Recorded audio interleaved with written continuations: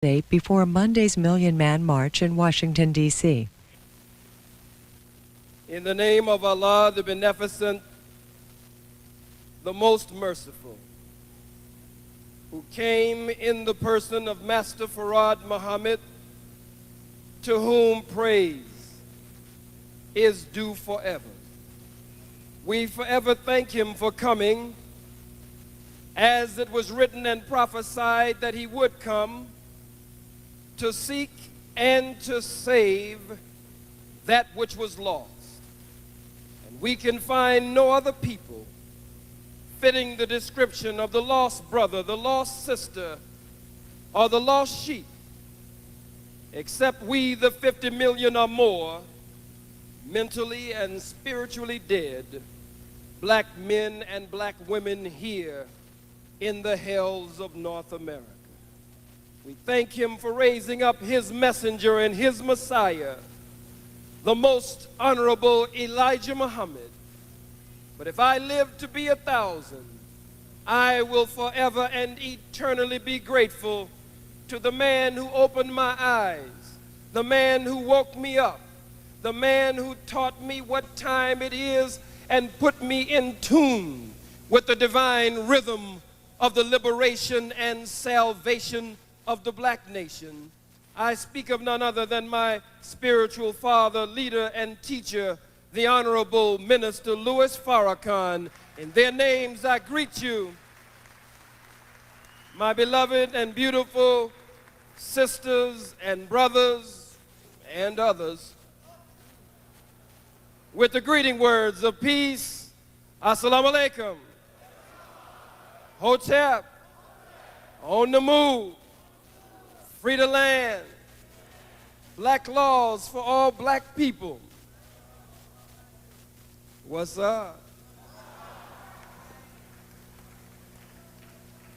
Alafia and shalom. It is indeed my honor and great joy and privilege to be invited by Brother and Dr. Malik Zulu Shabazz, who is one of the greatest student leaders of all time and who represents to us the spirit of student revolutionary action that many of you have read about from the 60s, who has now graduated from Howard University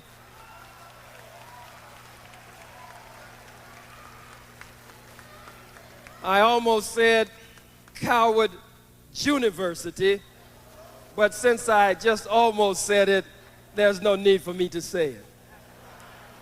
So you can't condemn me for what I didn't say.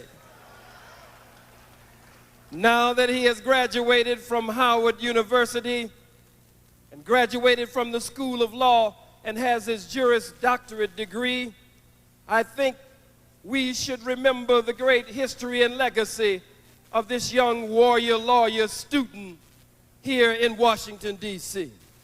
For whenever anyone is in trouble here in Washington, D.C., you could expect to see young Malik Zulu Shabazz rallying the youth and rallying the troops for them. You could see him at the side of the Honorable Minister Louis Farrakhan.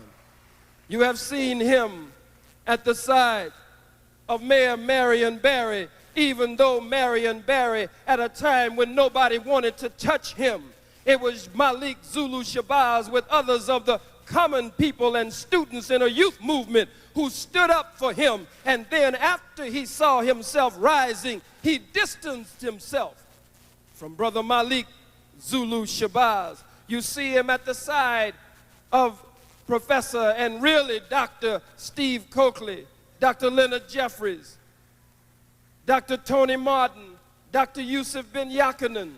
You find him on the front lines. And so we are most honored. You see him with Brother Malik Farrakhan and the grassroots and don't smoke the brother. Ceasefire.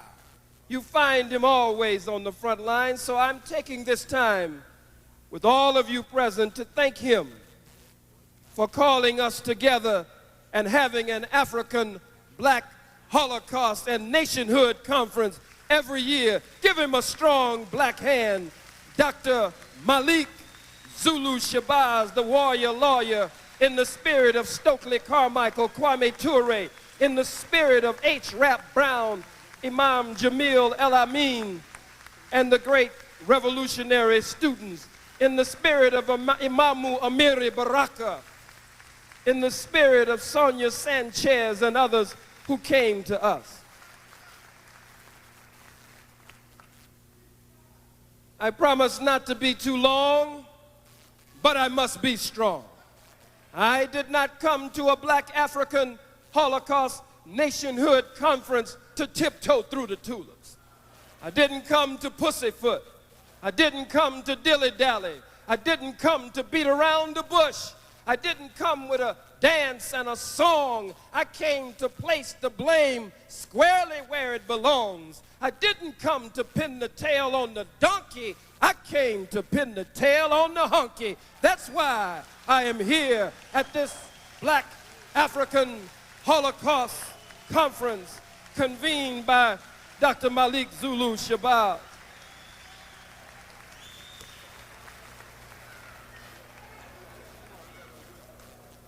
We want to try the white man today. We want to hold court on this devil today. Hold court on this cracker. And I am here to tell you that there will be no rush to judgment. There will be no rush to judgment, and we will find this cracker guilty beyond any reasonable doubt, with moral certainty, with no recommendation for mercy. But in the meantime, with Brother Mumia's son right here on the podium with us, we want to keep this cracker on death row with no possibility for a stay of execution. And so I yield now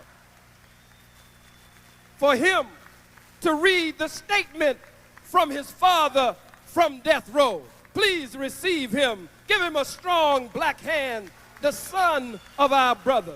For we must call, let me say this, we must not only call, but we must stand tall to free all black political prisoners. We are not just going to call for it, but there must be a time and a generation that will rise up, that will not just march, will not just protest, but stand up millions strong and bum rush this cracker and take our political prisoners from this no good, low down, dirty white man. That's right, power to the people. I'm here to deliver a message to the people. And I would like to tell these people that you have to stand up to this corrupt system. You have to stop hiding and be a man, because this is the black power of togetherness, of revolution that's been relived. So the people, you have to stand and stop this corrupt system from stealing our brothers, stealing our fathers, accusing our mothers, and raping our sisters. We have to be a people and stand there. We can't just talk about it, we gotta be about it. So how many people is gonna be about it? Free Mumia. We got to establish that. To free Mumia, we will not let the system to kill my father, Mumia Abu Jamal. Now people, I come to read this statement, and it says a message to the Million Man March. And I hope that you deliver this message to the people that could not come here, whether they was lame, scared, crippled, or crazy. I want you to deliver it to them in plain standard English. It says, a message to the Million Man March from Mumia Abu Jamal. On the move, long live John Africa's revolution. Many of you will no doubt gasp and be alarmed when you hear that the writer of these words is on death row. But why be alarmed? Why be scared? In America, are we all not on death row? Think of Miles Green of Detroit, Brother Duffy of Miami, of men, women, and children, known and unknown, nameless to all except those who loved them. Eternal black victims of the great white executioners. Since 1619 to this very day, when did the relentless war on black life continues unabated? Think of the martyred ones, those 28 men who soldiered for the Black Panther Party, like Fred Hampton, Mark Clark, George Luther Jackson and Jonathan Jackson. Think of the Move Marchers of May 13th, 1985, bombed into oblivion by this very government. Were they not on death row? And that is our problem, isn't it? At this march, let us now use this massive strength to organize, to rebuild, to breathe new life into our people's movements, to free ourselves from our deadly daily reality. If we merely come together to beat our feet, shout our lungs out, and shake our fists at an empty sky, we have failed. All the universe pulsates with purpose. Will we be out of sync with the natural rhythms of the universe itself? What is our purpose? Let us organize our strength for our collective freedom. Let us organize our collective power to shout out, not in supplication, but in militant affirmation of our God-given worth. On the move, let us organize, for in unity there is strength. Use this opportunity to build strong, deep, and lasting organizational expression of our truest selves, ones which speak our truths unafraid to the world, ones that do righteous battle for our interests, one that support the simple yet profound principle that a truly free and independent people do what needs to be done to preserve their existence and protect their tomorrows, no matter what. Be militant. Be committed. Let freedom become your faith. Let revolution become your religion. On the move. It is one of America's firmest goals to keep the grandsons of slaves helpless and virtually powerless. If you can't help yourselves, you can't help others. Power ain't a job, nor a title. It's the ability to make things happen, period. Let us organize our collective will. Let us build. Our grandmothers and grandfathers built this nation with the blood, sweat, and tears of their stolen toil. Let us build, organize, on the move. Long live John Africa and revolution. Peace.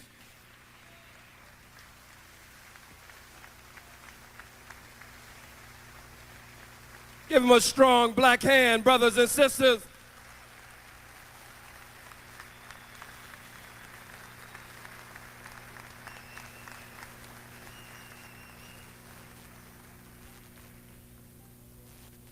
Brothers and sisters, we want to begin, ladies and gentlemen of the jury, we want to begin with the trail of bloody evidence. The trail of bloody evidence that leads from Africa all the way to the door of the Pope in the Vatican, all the way up to the signs, the telltale signs on the back gate and the front gate of 1600 Pennsylvania Avenue. We want to deal with the trail of bloody evidence and the overwhelming and compelling DNA evidence. This time it's no white Bronco chase. We're dealing with the slave ships, the good ship Jesus of Lubeck. No white Bronco chase, but the slave ships of the Grace of Mary, the Holy Mother, and other names that they gave them, the grace of God, names that the white man gave to his slave ships. We want to deal with the abuse and misuse of not only the black woman and the rape of our great-great-grandmother. I don't know which great it was. Hell, all of them were great. But also the abuse and the misuse of the white man's woman, because he has abused her ever since we have been able to trace the history from the cave to the condo. She had to fight him even to vote with the women's suffrage. She still works in the same positions today and does not receive equal pay. He uses her in all kinds of compromising sex commercial positions just to sell his cheap and no good merchandise.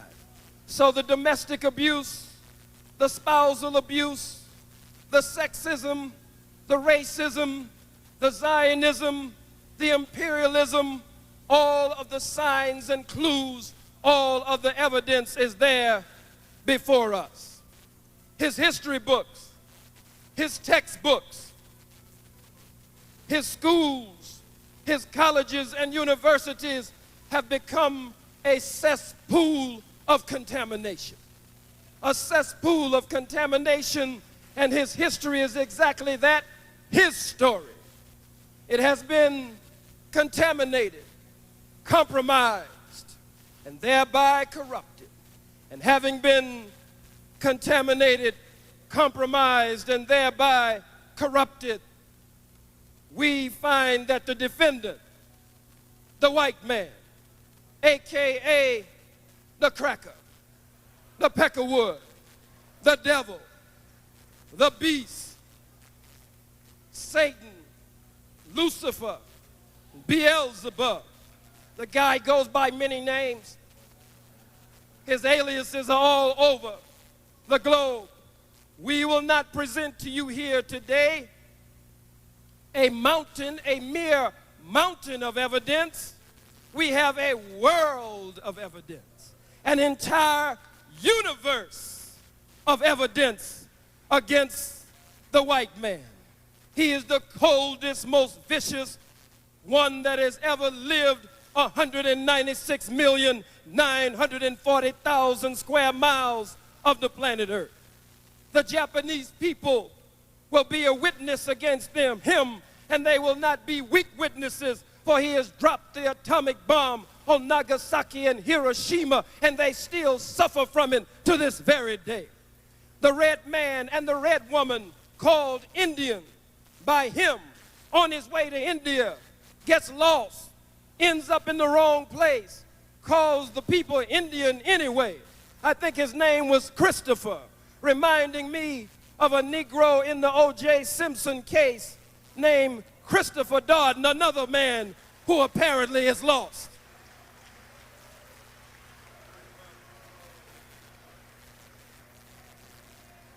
Give me a few moments. We've got to build the case. My little son, Farrakhan, standing with me.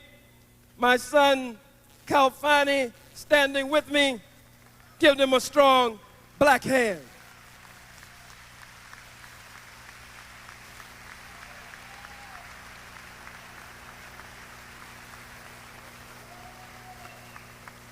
I see Brother Steve Coakley, I believe, with his son at his side. Give them a strong black hand. Brother Sundiata is on the stage with us. His little son, no doubt, is with Sister Chandalan, who is my little godson, Sekim. Let's give them a strong hand. I understand that Brother Malik Zulu Shabazz, Dr. Malik Zulu Shabazz, his mother, is here. Let's give her a strong black hand for bringing into the world this one that we might benefit today. We're going to cover many things here tonight, but we must follow this trail of bloody evidence with no rush to judgment. We have been under the white man for the past 440 years in America and 6,000 years in general.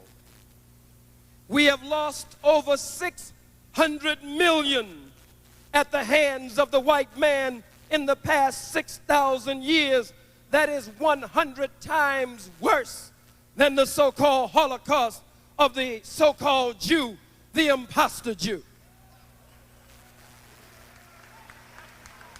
Well, sometimes you have to be careful when you talk about them. I'm never careful. You can't even say anything without these imposter Jews running all over the place, running off at the mouth. You can't even sneeze. Achoo. Or they'll swear you said a Jew.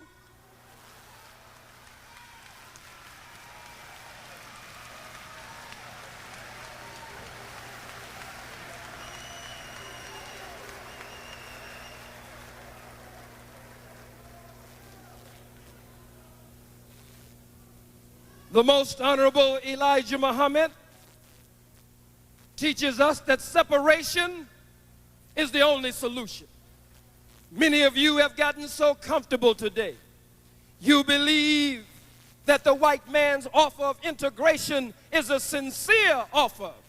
But God's man in our midst, the Most Honorable Elijah Muhammad, and my teacher who taught me, the Honorable Minister Louis Farrakhan, have taught us that separation is the only solution. There is no future for you in white America, black man, and there is no future for you in white America, black woman.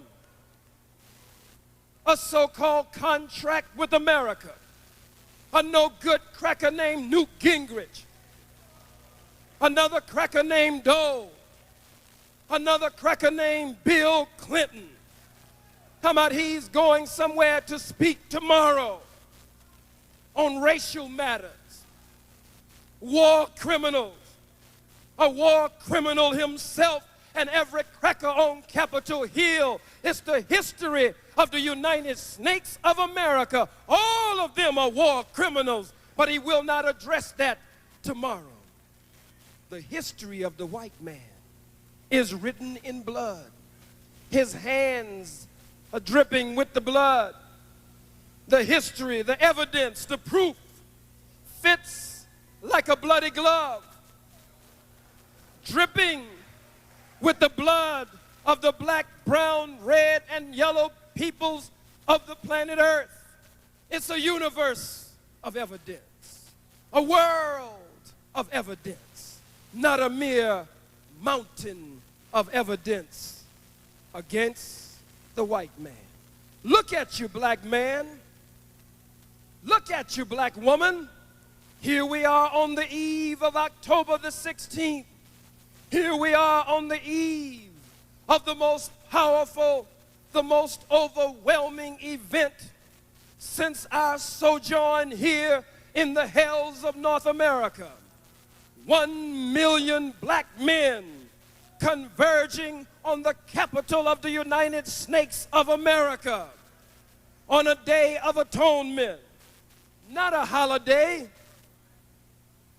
not a protest day. That's too lightweight. But we have come together on a high holy day, a high holy day of atonement. Not atonement to the white man, but atonement to our God, the God of our forefathers, the God of our foremothers, the God of our ancestors. For we have broken the laws, the commandments, and the statutes of our God since we have been here in the hells of North America. We must make atonement to each other. For as Ezekiel says, we are the dry bones in the valley. Dry of knowledge, dry of wisdom, dry of understanding. Why are we called dry bones in the Bible? God is not interested in some bones, but the Most Honorable Elijah Muhammad and the Honorable Minister Louis Farrakhan teach us that we are called dry bones in the valley because America is the very valley of the shadow of death for the black man and black woman. And we, like bones, have been disunited. We, like bones, have been scattered and separated, dry of knowledge, dry of wisdom, dry of understanding, in a valley, again, called the valley of the shadow of death. And so tomorrow we are called to atonement to each other. Nobody more divided than the black man and black woman here in the hells of North America. Look at us. You ask us our name. We give you a white man's name. We give you a white woman's name. Harry McGillicuddy, Jim Dandy O'Houlihan, Abraham Lincoln Culpepper, Hattie Mae hamburger with lettuce and tomatoes on the side. Whatever plantation we were on, we had to wear the name of the white man who owned us. If we were on the Johnson plantation, we had to wear the name of a cracker named Johnson. if we got sold to the Smith plantation next week, then we all had to wear the name of the new white man who owned us. And so here we are, 100 years up from slavery, and we still wear the names of the same wicked, white, cruel slave masters who kept us in chattel slavery for over 310 years. Robbed of our names, our language, our religion, our culture, our God, our folkways, our mores, our norms, robbed of the very power of our own being. No other people ever recorded in the annals of history so robbed and so spoiled. The complete burning and holocaust and genocide of an entire nation of people.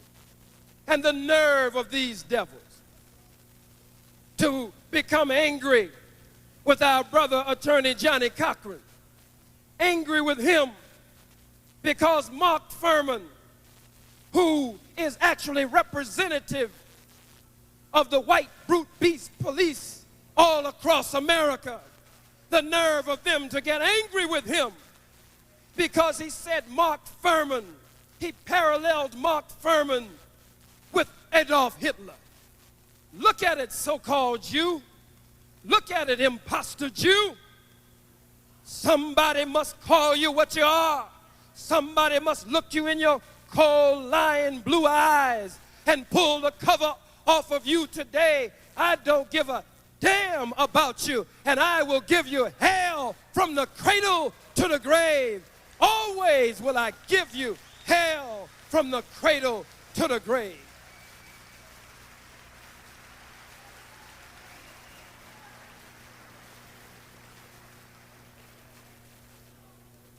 Attacking Brother Johnny Cochran. Johnny Cochran is using and playing the race card. Why would he mention Adolf Hitler?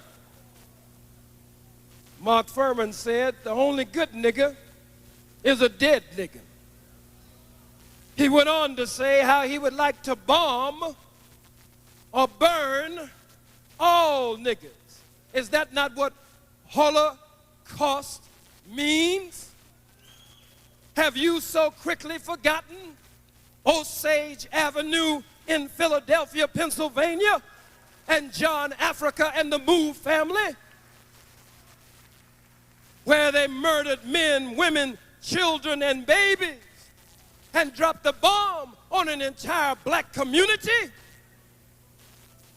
Mark Furman, again, is a sign of the rabid racist, white supremacist mentality and mind that permeates the atmosphere all over America and indeed all over the globe.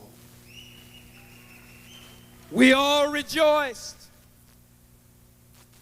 when O.J. was acquitted, but tomorrow, October 16th, when 1 million black men will convene under the leadership of the Honorable Minister Louis Farrakhan here in Washington, D.C., we ask you, Brother O.J., Brother Orenthal James, will you be here?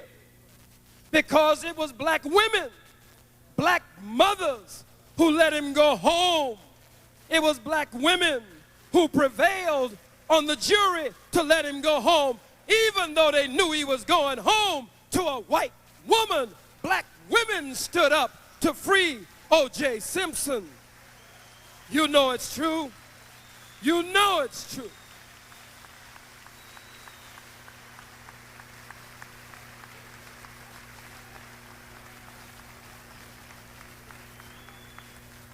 I do not believe that O.J. Simpson is guilty of the murder of Nicole Brown. I don't care, but I don't know.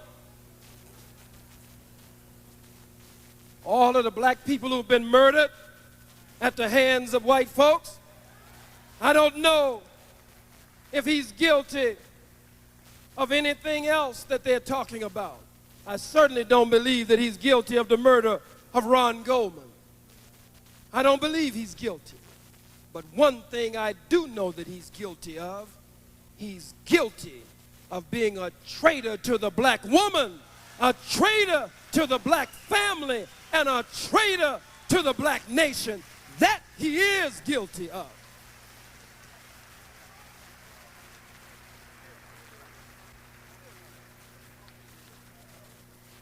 Get out of that situation.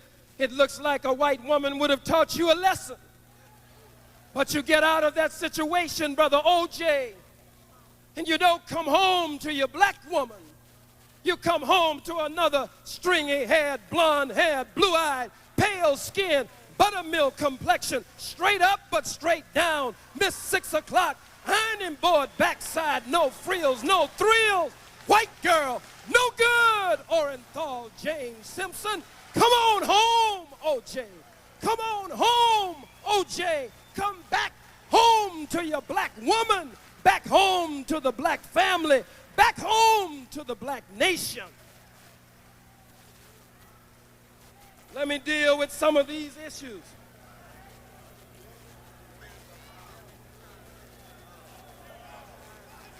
Some of you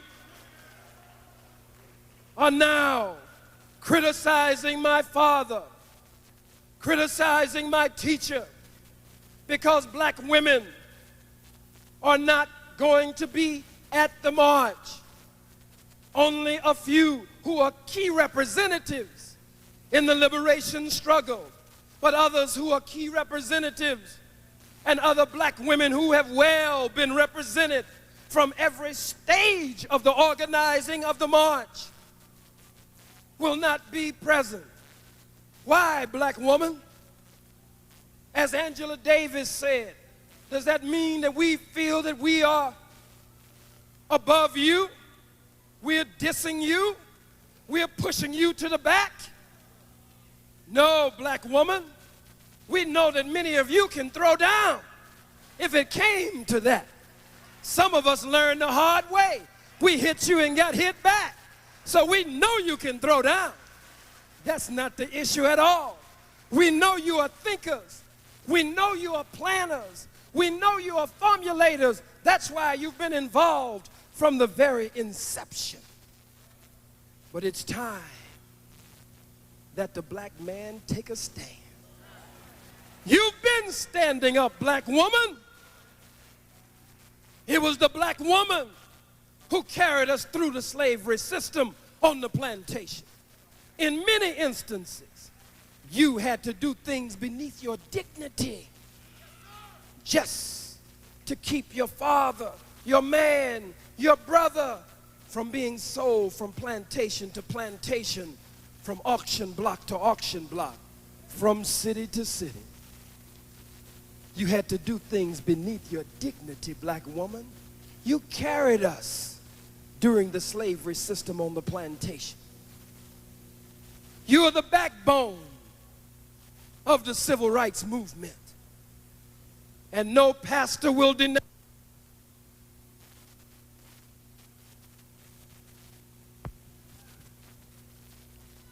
No pastor will deny that the black woman is absolutely the backbone of the church.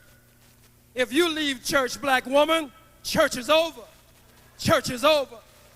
You are the backbone of the church.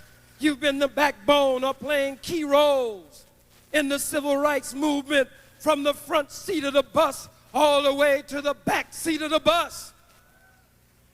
You, black woman, have carried us.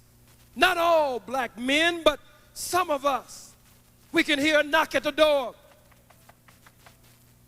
Old blue-eyed bill collector at the front door, whatever color his eyes are, knocking on the door. Not all black men, but some black men. In the back room, as Brother Jabu said, too many. In the back room, saying, honey, go see who that is, honey, and tell him, honey, I ain't home.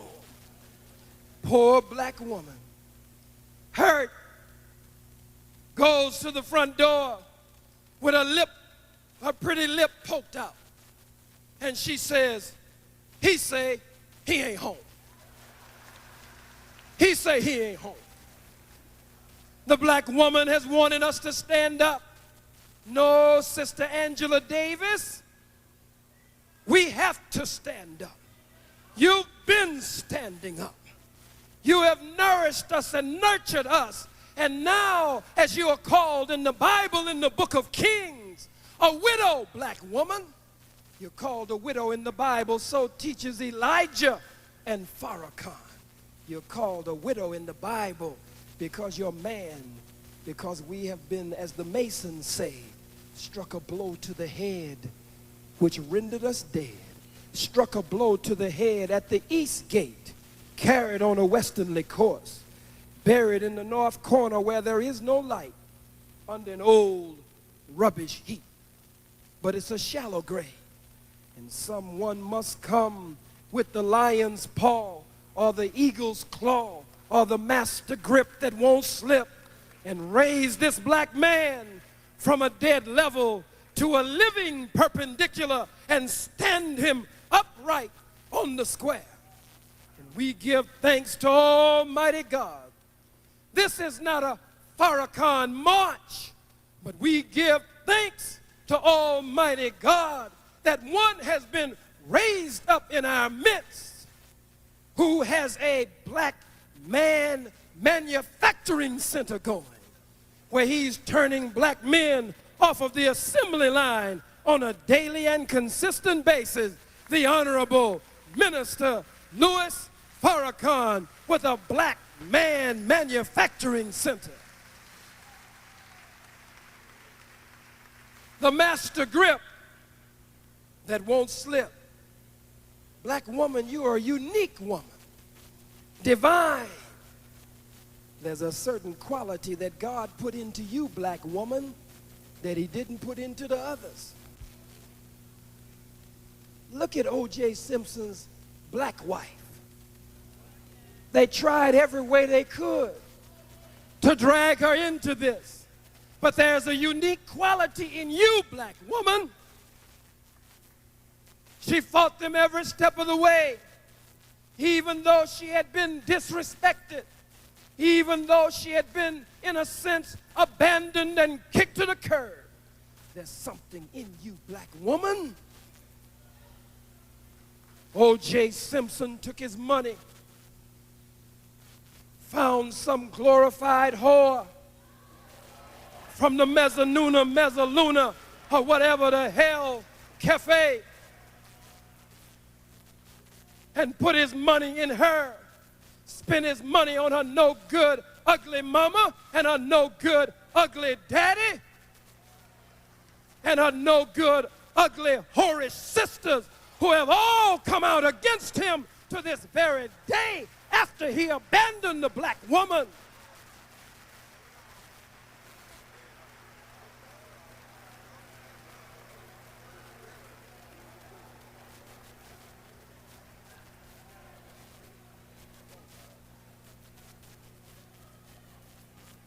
Spent all of his money on the white woman. But the black woman still wouldn't turn on him. The black women in the jury box still wouldn't turn on him. We need your backing, black woman. We need your support. When we go tomorrow, we want to come back to you new men. We want to come back to you, yes, some responsible now, but more committed, more dedicated, more responsible than we've ever been before. A day of atonement to you, black woman, to the black family, to our black children, and again to each other, because we have been the dry bones in the valley. Look at us. Honorable Elijah Muhammad, Honorable Minister Louis Farrakhan, Nation of Islam. Honorable Silas Muhammad, Nation of Islam. Shia, Sunni, Ahmadiyya, Supreme Minister John Muhammad, Nation of Islam. Look at us. Solomon, the prepared one, as he is called, Nation of Islam. Here comes another kind of Muslim, the other kind of Muslim. Here comes a Muslim who's not any of that. He's just a Muslim, or she's just a Muslim. Church of God in Christ. Church of God out of Christ. Church of God over Christ. Church of God under Christ. Church of God around Christ. Church of God through Christ. Church of God, no Christ. Church of Christ, no God. Church, no God, no Christ, just having church. Ain't got no God, ain't got no Christ. Some of us, I'm not speaking of all, I'm speaking of our disunity. Look at it. I'm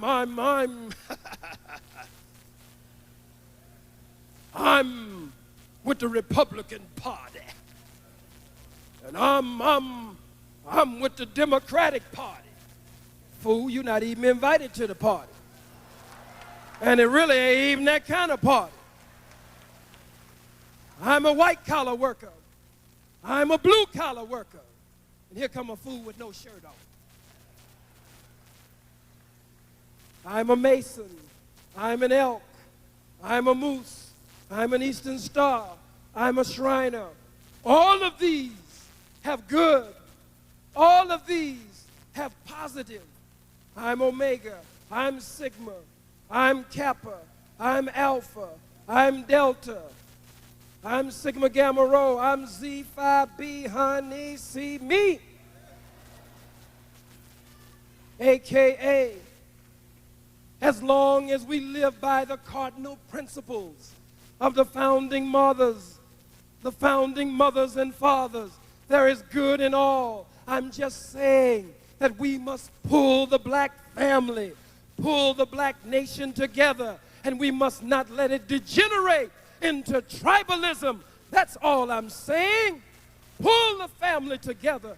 Draw from the good of the Christian church, of the Muslim nation, the Muslim mosque, from the black Hebrew synagogue, from the cathedral, the black Catholics. Pull it all together. Because the whipping winds are blowing in America. We mentioned earlier the so-called contract on America. These are some of the whipping winds to blow on the dry bones. Cutting off the welfare. Cutting back the food stamps. Cutting off that constipating government cheese that they used to give out so freely. Procurement, entitlement, affirmative action, which was always just a Band-Aid. That's not real, and it's not a positive and the most positive step toward freedom and independence. We need reparations. We need some of this land, some of this good earth that we can call our own. And we are not just talking about some money from white folks, some paper with some dead Peckerwood president's pictures on the money. Our great-great-grandparents would turn over in their grave if they knew all we wanted was some money. And I don't believe that's where we are.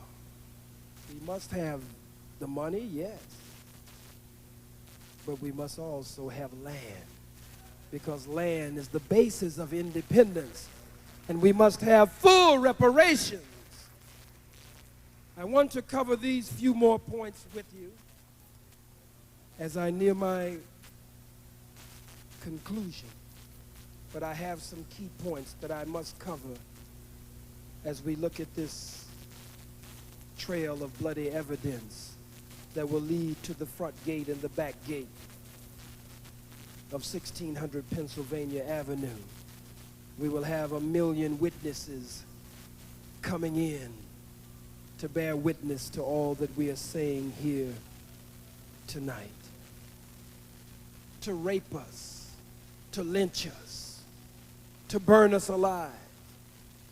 Every law in the District of Columbia, every law in the state of Maryland, every law in the state of Virginia, Delaware, California, Georgia, New York, Massachusetts, New Jersey, it makes no difference. Every law in the penal code system, federal and state, of the white man had to break those laws in order to establish this nation. We're going to poll the jury here. How many of you will bear witness that the white man committed armed robbery in order to get America? Let me see your hands. How do you find him? How do you find him? Hands down.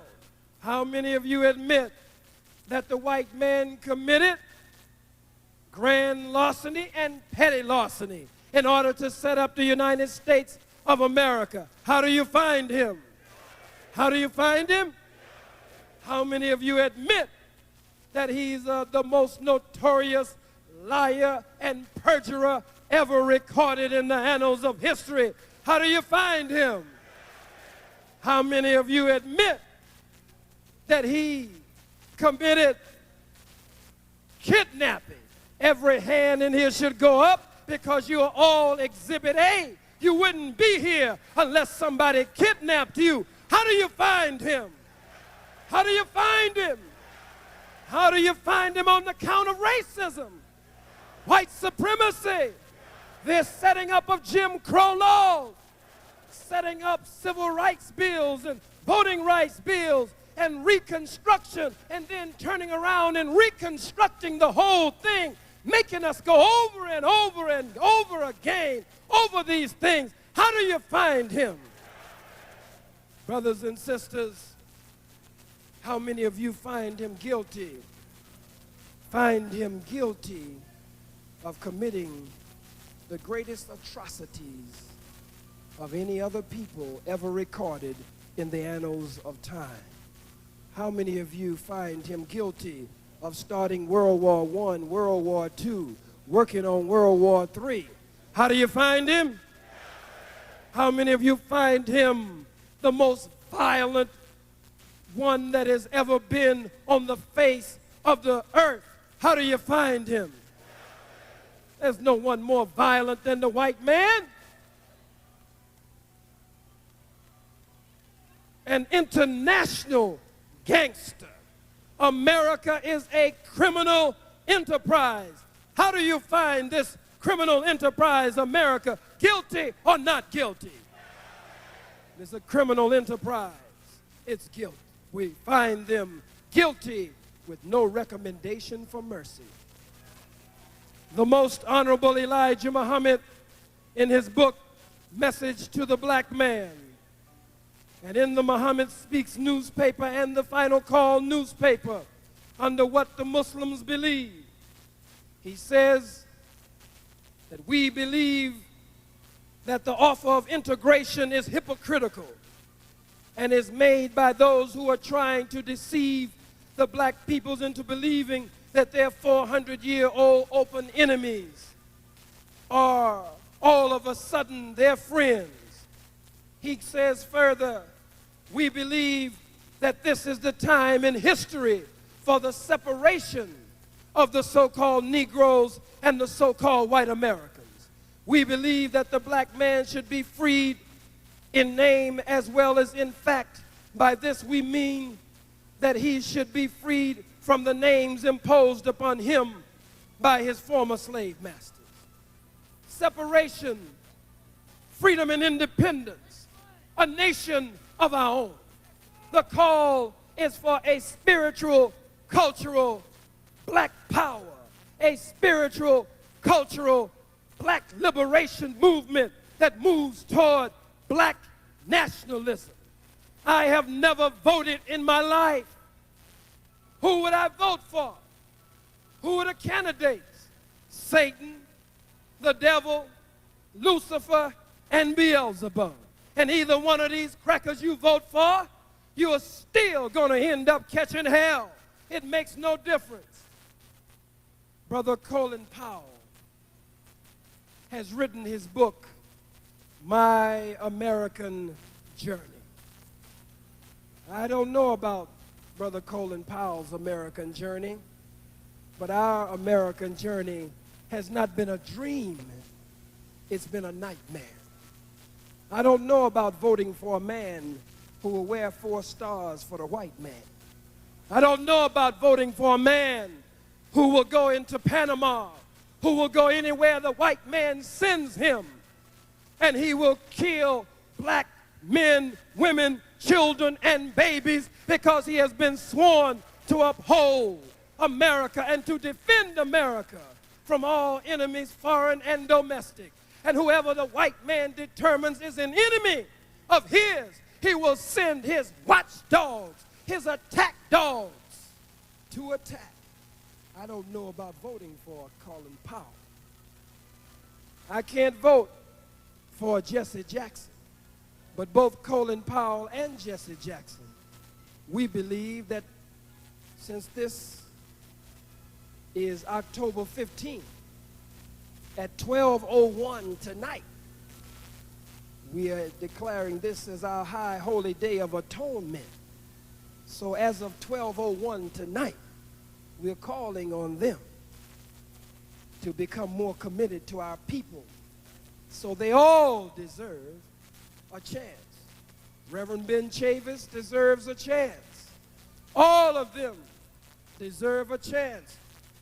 Dr. Cornel West, Dr. Henry Louis Gates, they have been reported to be on the point for the Jews. But as of 12:01 tonight, all of them deserve a chance. They are our family. They are our brothers. And any sisters who need to come home, they too deserve a chance.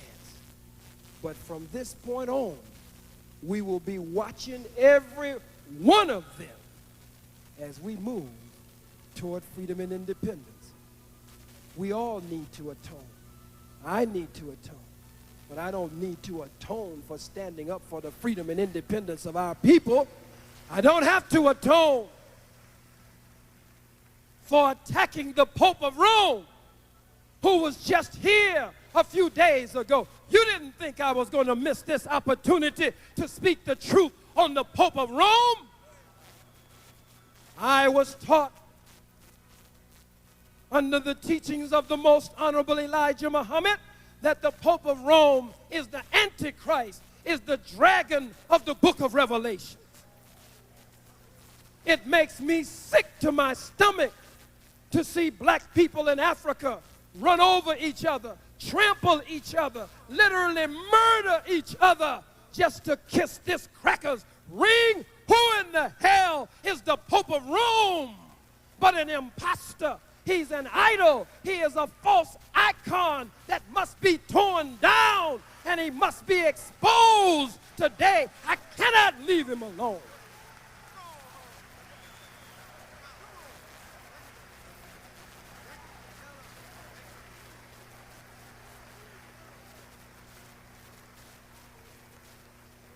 Talking about he's the vicar of Christ. He's the right hand of Christ.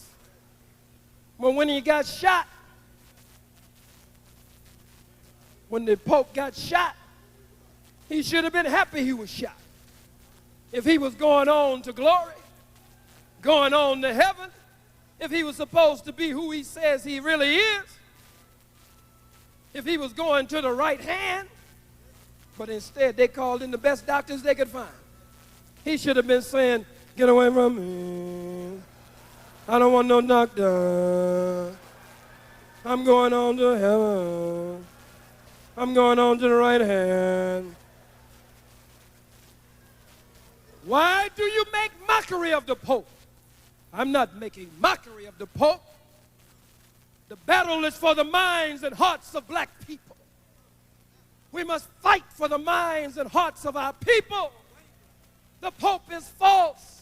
The Pope is the Antichrist. The Pope is an imposter, and I cannot let you take some cracker in your head and believe that he can intercede for you with God. You are the chosen people of God, and you don't need no damn cracker to intercede for you, black man, and you, black woman. You don't need it, black man and woman.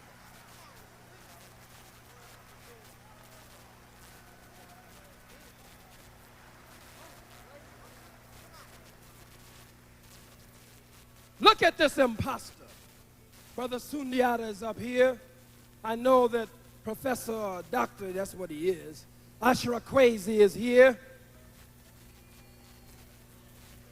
Give him a black hand. The Pope, which is supposed to mean Papa, the Father. But the Bible says that in the spiritual realm, in the religious realm, that no man is supposed to be called Father in the religious order and the religious realm of God. You go against the very book itself while you pretend to uphold the book. Look at the so-called Pope when he wears the high crown, the hedge crown of Asar, the hedge crown of that one that the Greeks, the freaks, call Osiris, wearing the hedge crown of the ancient black pharaoh, carrying the wasp scepter in his hand, the ancient staff of power and authority among our forefathers and foremothers in ancient Egypt or Kemet. Study Dr. Yusuf bin Yaqanan. Study Professor Tony Browder. Study Dr. John Henry Clark, Dr. Maulana Karenga. Study Dr. Sekhmet Nana Okosewa. Thank you, Faraka. Okosewa Sekhmet. Study the greats among us, Dr. Sheikh Anta Diop, Dr. George G.M. James. Study Dr. Malefi Asante.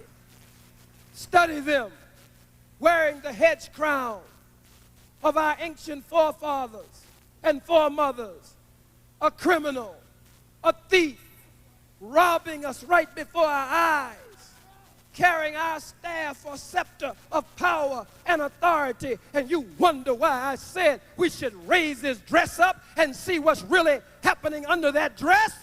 I'm talking about exposing him. I'm not into no silly talk. I'm not interested in what is under the Pope's clothes. I'm not into that. We're talking about exposing him. It's a metaphor. It's a figure of speech. Why would you attack the Pope? Why would you criticize the Pope? Isn't that what got you in trouble before?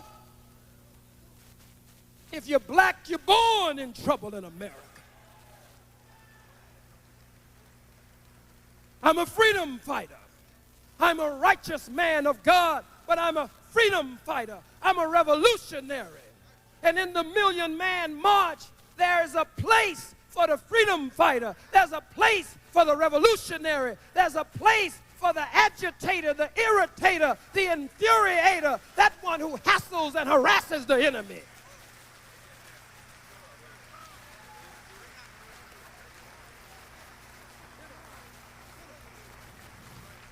I don't care if I'm the 1,000,000th black man. If I'm the last one, there must be a place for the agitator. That one who agitates. I don't care how good your washing machine is. I don't care what color it is. I don't care how much you paid for it. It's not the rent cycle. It's not the spin cycle. But what whips and beats and turns them clothes every way but loose and beats the dirt and the grime and the filth out of those clothes is what's called the agitator in the washing machine. It's the duty of the revolutionary. It's the duty of the freedom fighter to hassle the enemy, to harass the enemy, to infuriate the enemy and irritate and agitate the enemy, to make the enemy make mistakes that they ordinarily would not make, to miscalculate, to be uncompromising, drive the enemy to the negotiating table with our divine diplomats and our divine negotiators. We must drive him to the table. You say, well, don't you think you might be undermining Minister Farrakhan and what he's going to do tomorrow? Shut up, fool. I don't have to be the quarterback. I just want to be on the team with Farrakhan. I just want to be a pulling guard, a hard-nosed pulling guard on the line, looking the enemy straight in his eyes, ready to pull down the line, breaking crackers' legs and backs so that Farrakhan can move for the touchdown, so that Farrakhan can run the touchdown. That's what I want to do. I want to throw the key block. Throw the key block. Dig in.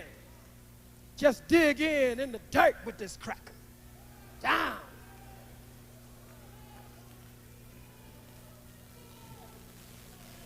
Breaking crackers' legs and breaking crackers' necks, breaking crackers' backs, so Farrakhan can make it to the goal line and run the touchdown.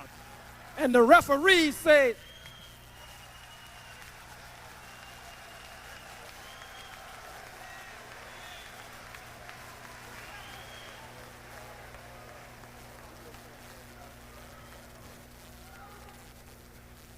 why don't you tone down, Khallid?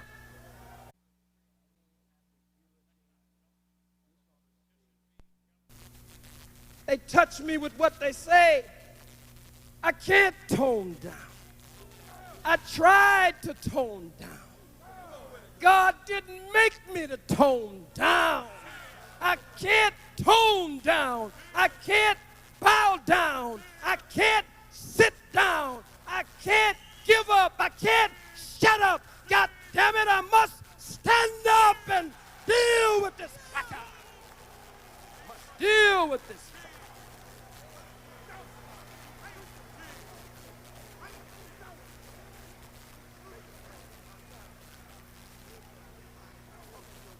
I just want to be Farrakhan's flamethrower. I want to be Farrakhan's flamethrower that will burn up everything that gets in his path. And I say to every cracker under the sound of my voice that we don't believe that anything will happen here tomorrow. We believe that God is with us. We believe that he will be our buckler and our shield, that he will go out with us and he will come in with us and he will put his light above us, beneath us, and all around us. So, black woman, you don't have to worry. We've come to Washington. We've put on the whole armor of God. We don't believe anything would happen. But we say, leave Farrakhan alone tomorrow. If you touch Farrakhan, we will kill everything white that ain't right that's in sight. We will kill everything. Leave Farrakhan alone. Don't touch it.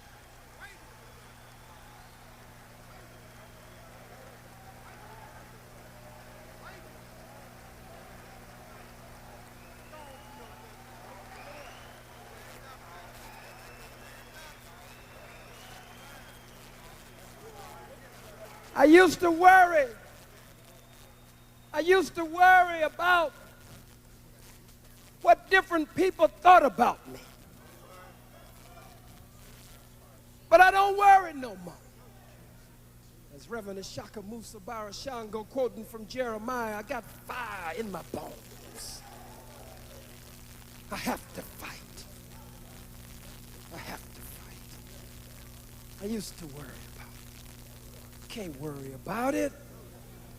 You got to understand, black woman, in some of the protest marches, vicious four-legged dogs sicked on us by cold-blooded, vicious, two-legged white dogs, leaped up into the bosom of black women and ripped their breasts.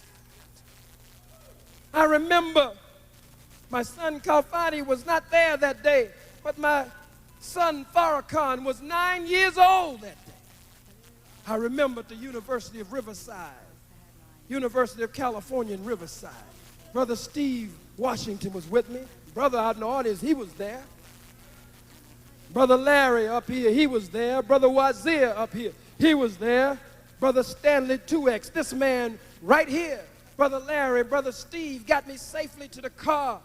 Brother Larry was in his beautiful Lexus and blood was everywhere. This man right here, Brother Stanley 2X, looking like a blitzing linebacker. When the gunfire started, when there was the staccato of gunfire in the atmosphere, he never hesitated. He looked like Superman flying through the air with bullets flying everywhere. He was the one that took the gun from James Edward Best and fought him on the ground to take the gun from him. A true soldier. Brother Larry, Brother Stanley, Brother Steve, and the brothers from the Crips and the Bloods that day who had taken off their red and their blue and put on their black that day and took bullets that day. But I remember when I heard the gunshots ring out in the atmosphere, I didn't think about myself. My first thought was my 9-year-old little Farrakhan Khallid Muhammad. And I looked for him. I saw them snatch him and cover him, and the gunfire was ringing out in the atmosphere. Oh, black woman. That day, tomorrow, we can't have our women, our wives, our queens. We can't have you there tomorrow. We don't want our babies there nursing. We don't want our baby buggies and carriages all around. We don't want our toddlers at our feet. Come on, Sister Angela Davis. You're a warrior sister. We love you. You know war. You know revolution. You know this beast. We can't have our babies at our feet. We can't have our babies nursing. We don't believe anything will happen. But if something should happen, we don't want to have to reach for our baby or our wives. We want to be able to stand up, 1 million strong black men, and drive this cracker in the earth. All praise is due to Allah. All praise is due to Allah.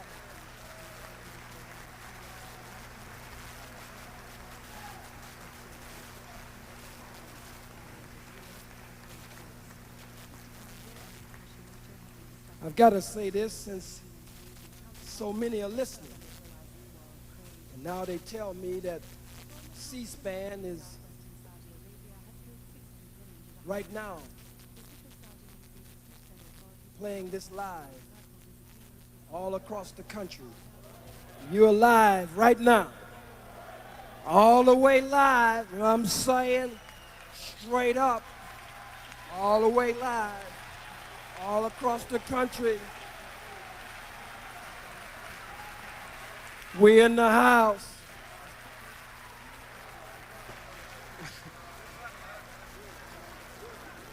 So you can just go ballistic now.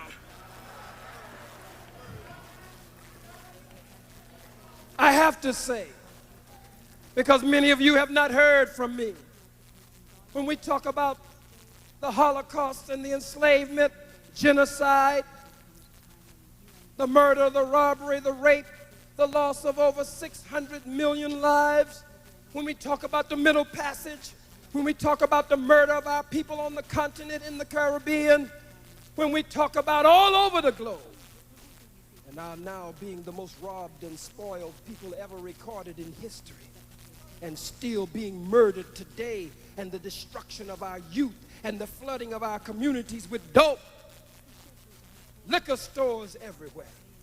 And as Dr. Ashra Kwesi says, when we have to face the fact that we look to our enemy as our deity because you've given us blonde-haired, blue-eyed, pale-skinned gods. to bow down to instead of the true and the living God. For God is real. When we look at all of this, we must say, brothers and sisters, that our unity is most important. Every October 16th, a day of atonement, a day of atonement, high holy day, every year. Brother, where's that t-shirt, brother? Hold it up for us. Brother Sundiata and I were talking. This is a powerful t-shirt here, showing the Kemetic, or the ancient Egyptian god, or Neter, we should say. The Neter Hey, which represents 1 million. The Neter Hey, representing 1 million, with the palm branch of eternity on his head. Coming up, here we find that they're coming up out of Nun, the primordial waters of chaos. What is that a sign of? It's a sign that October 16th, the Million Man March, the Day of Atonement, that we are coming up out of the waters of chaos and confusion, slavery, suffering, and death in white America. And here we have what they call the Washington Monument, which represents the male reproductive organ, the male regenerative organ of Osiris. We know that George Washington never had an erection like this. We know better than this. Why did you say it? Because we must tear down this kind of symbolism in our minds and in our hearts. The symbol of resurrection is the Washington Monument.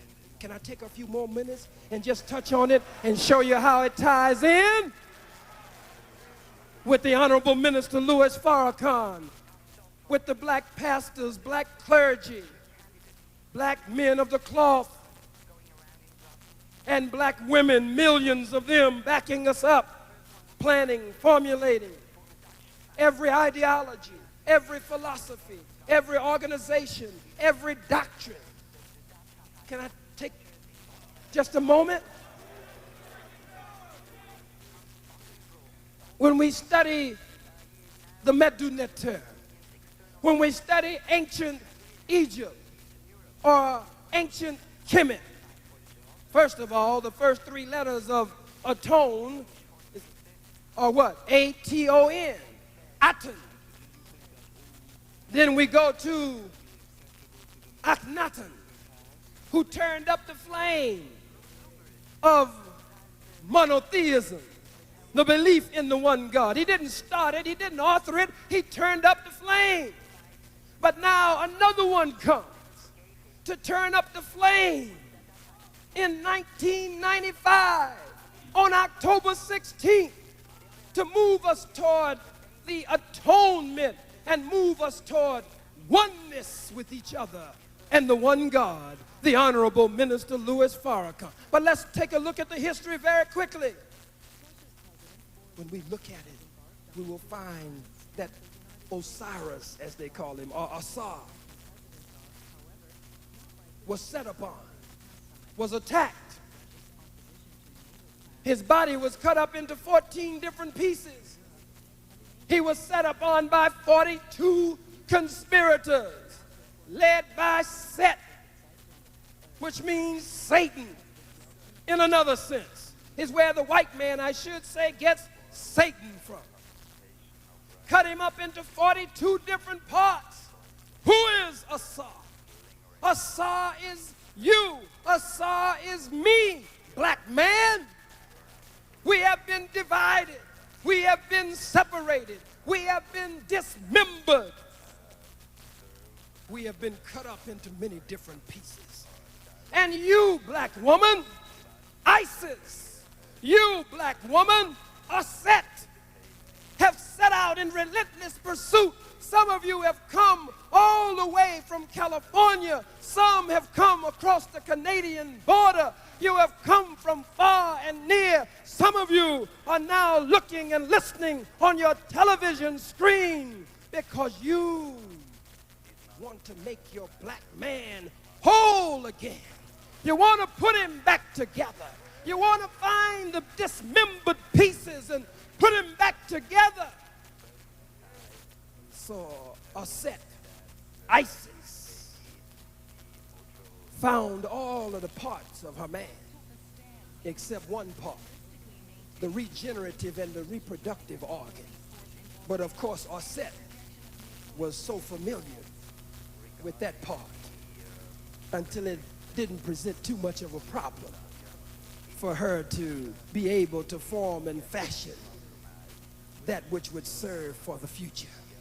And so now the white man in the Vatican in Rome, part of our Holocaust, part of them taking the history, contaminating it, compromising it, thereby corrupting it, setting up their libraries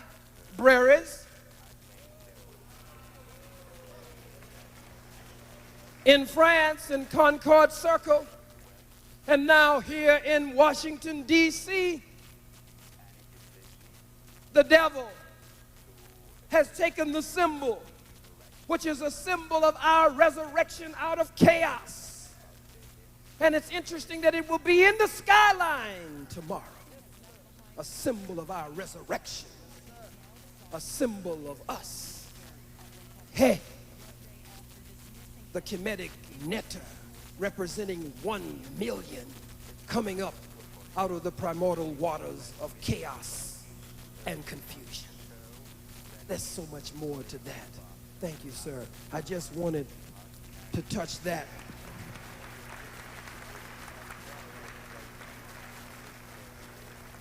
Black woman, we have asked, and black men, that tomorrow be a day of prayer also. That tomorrow, for those across the country who will not be here, that it be a day of fasting and prayer. To our brothers and sisters who are locked down in the jails and in the prisons of the white man, it is a day where we too are in unity with you. We must fight for Brother Mumia. We must fight for Brother Matula. We must fight for Brother Ruchell McGee. We must fight for Brother Geronimo Pratt. We must fight for Frankie Moore, Zulu, Kofi. We must fight for the countless political prisoners who are locked up falsely by this white man. No white man is qualified, nor white woman, to judge the black man and woman. Your criminal justice system is just that, a criminal justice system. It was set up by criminals, and it is run by criminals today. Judge Ito is a criminal, but he's really a victim. He's an exotic Japanese Tom. I've never seen a Japanese Uncle Tom before. This is an exotic Tom, married to a white woman. Now, we're used to every now and then a black Tom coming up. That's deja vu. But as Mooney or Stickney would say, when you get a Japanese Tom, that's vujade. That's something that ain't never happened before. They know nothing about it. He must have forgot about Nagasaki and Hiroshima and the murder of his people. But a Japanese exotic Tom judge married to a white woman, when the defendant was accused of killing a white woman, the police planted evidence. Furman admitted that he plants evidence, perjured himself on the stand, lied. You call it perjury. The cracker lied on the stand. And the other cracker, Van Atta, lied on the stand. All of them are nothing but liars. Look at it. Ito is married not only to a white woman, but married to one of the ranking officers in the on the Los Angeles PD. Now, how is he going to go home and face his white woman, who is also a policeman, and rule fairly and justly on behalf of Brother OJ? God had to put it into the minds and hearts of those black women, that black man, the Chicano, and for them to be able to prevail over the two white women, I believe, that were on that jury. I do these things. I cover these things for that purpose, to tear down these false images and idols. I was about to say to you that when I made the speech at Keene College that caused the president, the vice president, the Senate to vote 97-0, second time in history behind my teacher, I'm in good company, condemned by those crackers, the Honorable Minister Louis Farrakhan, and for the first time in history, the full Congress, the House of Representatives, to pass House Resolution 343, condemning me. Governors, mayors, state assemblies, the ADL, the JDL, and a lot of other alphabet organizations, Catholic Church, all of them came out. I did not say as much as a word nor a sentence against, or as little as a word nor as much as a sentence against my teacher, the Honorable Minister Louis Farrakhan. I studied my uncle's history, Malcolm X, the brother of my spiritual father, the Honorable Minister Louis Farrakhan. I studied my uncle's history, El-Hajj Malik El-Shabazz, brother Omar Wali. 30 years ago at the very same time, he was going through the very same thing. And he had already taken this test and left the key to the test, left the answers to the test. And if I couldn't pass the test after he had left the key and left the answer, I wasn't supposed to pass the test. And so by God's grace, see Minister Jeremiah Farad Muhammad here from Dallas. I mentioned Minister Wazir earlier. Minister Jeremiah was speaking about standing the test of time. By God's grace, I was able to come through that, shot down like a dog, but still to stand back up again. Strong in my resolution and commitment than I have ever been before, because now I am sure, more than ever before, that God is with me. He has proven that he is with me.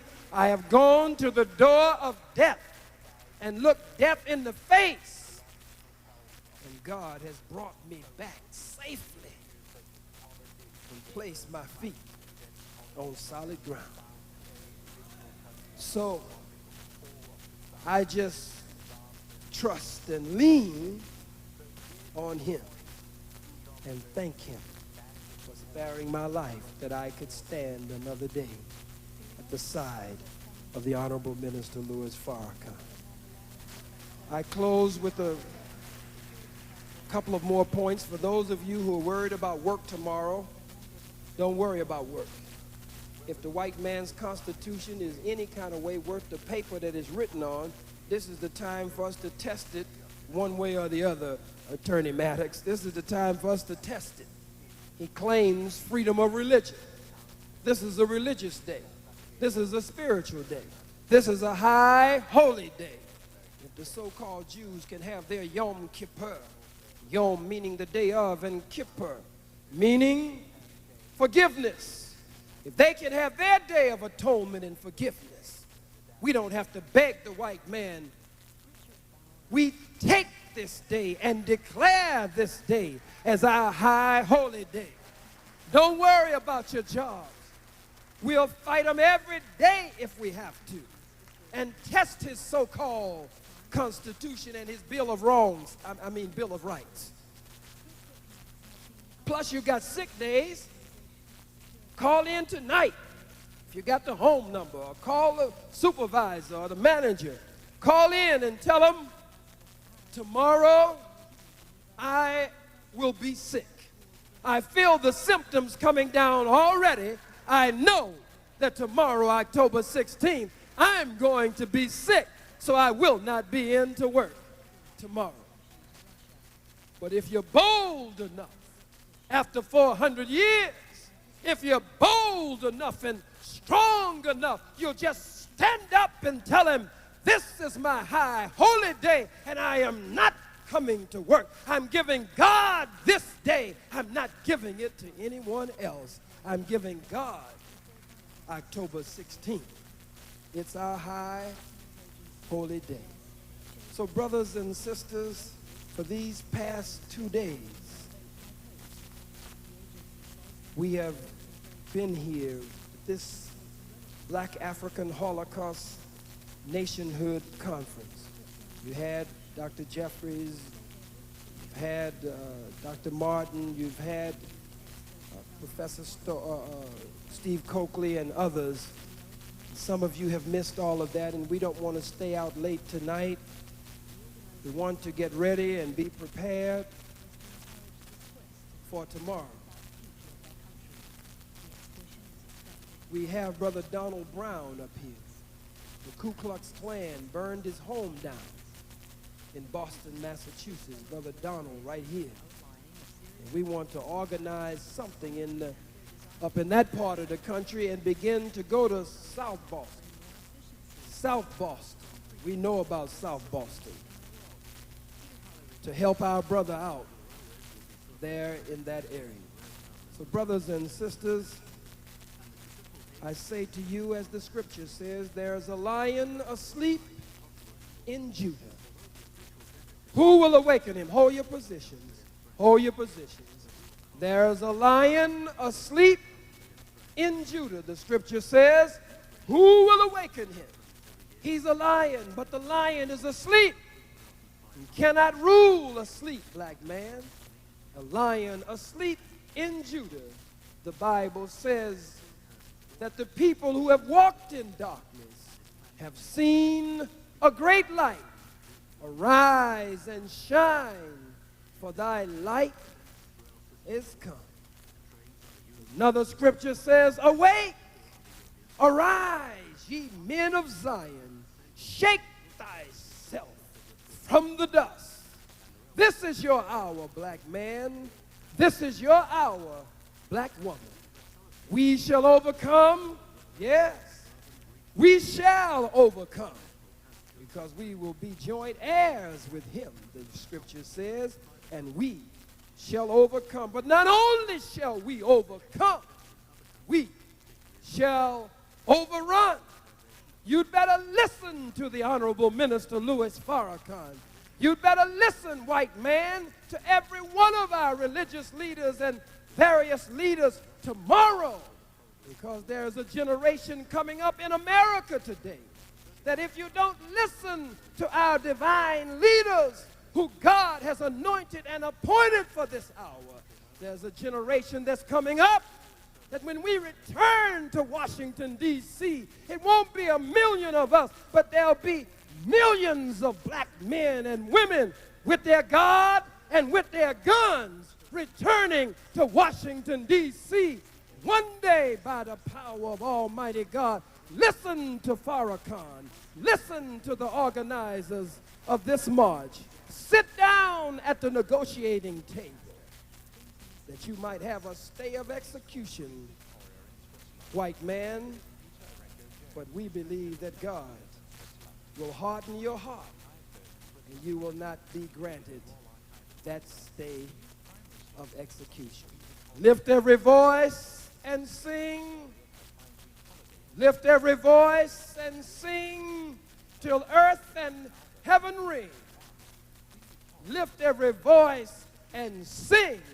But at the same time, brothers and sisters, you better lift every fist and swing.